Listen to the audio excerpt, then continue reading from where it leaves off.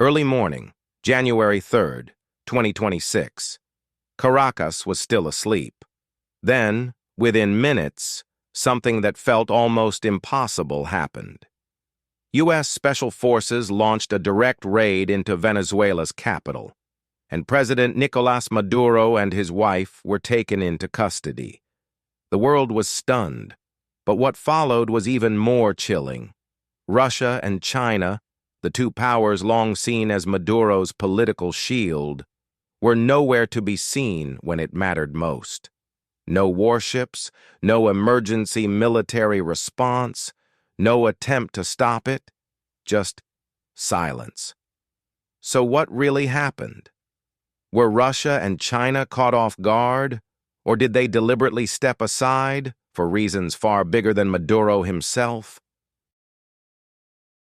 In reality, Caracas wasn't completely blindsided.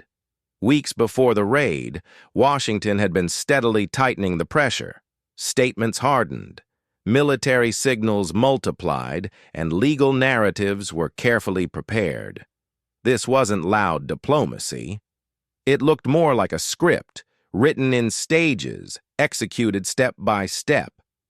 Multiple reports later revealed that the operation was the result of months of planning, combining intelligence work, military positioning, and precise timing. This wasn't a warning shot, it was a countdown. Capturing a sitting head of state inside his own country is one of the most dangerous red lines in international politics. And yet, Washington crossed it. Maduro and his wife were flown out of Venezuela and transferred to the United States, where they now face charges tied to narco-trafficking and organized crime. Days later, they appeared in federal court in New York, opening what is expected to be a long and historic legal battle. To the public, it was a geopolitical earthquake. To strategists, it was a message. The United States was willing to go further than anyone expected, and that only made one question louder. Why didn't Russia and China stop it? To understand why Moscow and Beijing missed the moment, we have to look at how the operation was executed. Two words define it: secrecy, speed. According to U.S. reporting, the plan was locked down at an extreme level. Only a very small circle of senior officials knew the full details. Why?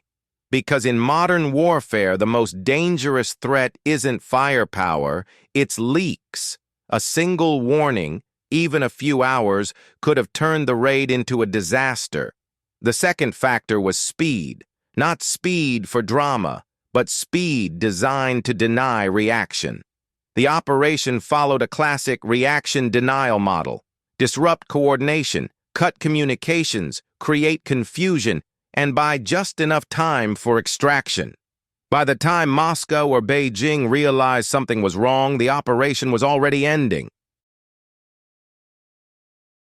There was a deeper miscalculation, a psychological one.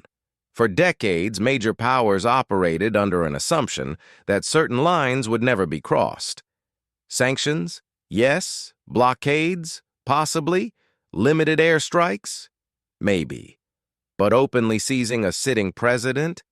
That was supposed to be unthinkable, and it's likely that Russia and China believed the U.S. would stop short of that line.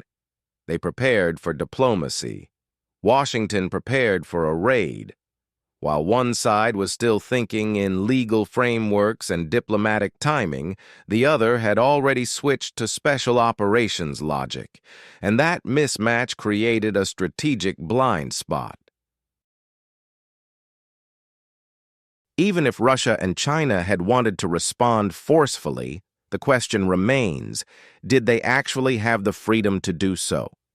For Russia, strategic focus was still locked onto Ukraine, a grinding, resource-intensive conflict demanding constant attention. Opening a direct confrontation with the United States in the Western Hemisphere would have meant risking overextension at a critical moment. For China, early 2026 was defined by pressure in the Indo-Pacific, especially around Taiwan and large-scale military exercises signaling readiness. And here's the hard reality. Venezuela is in America's backyard. Any military intervention there would heavily favor U.S. logistics, proximity, and response time. From a strategic perspective, it would have been a fight on the opponent's home turf, and that is rarely a smart bet. Now comes the most uncomfortable truth. Geopolitics isn't driven by loyalty. It's driven by interests. Venezuela matters because of energy, minerals, and long-term contracts. But those interests don't always align with saving one man. If Russia or China had intervened militarily and failed, they could have faced a new government far less friendly to their investments. That could mean contracts under review, debts renegotiated, access to resources restricted. In that scenario, trying to rescue Maduro could have cost them far more than letting him fall. So another option emerges. Stay out militarily. Keep channels open. Preserve leverage for whatever comes next. It's ruthless, but it's rational. After the capture was confirmed, Russia and China moved quickly, but only on the diplomatic front. They condemned the operation, called emergency meetings, accused the U.S. of violating international law. But there was no military escalation, no concrete action capable of reversing what had already happened. And that reveals the core truth of the Caracas shock. In international politics, there are no permanent friends, only permanent interests. And perhaps the most haunting part of this story isn't the courtroom battles ahead. It's the realization that, at the decisive moment, those he trusted most chose not to act. Because on the chessboard of great powers, even a president can become a disposable piece.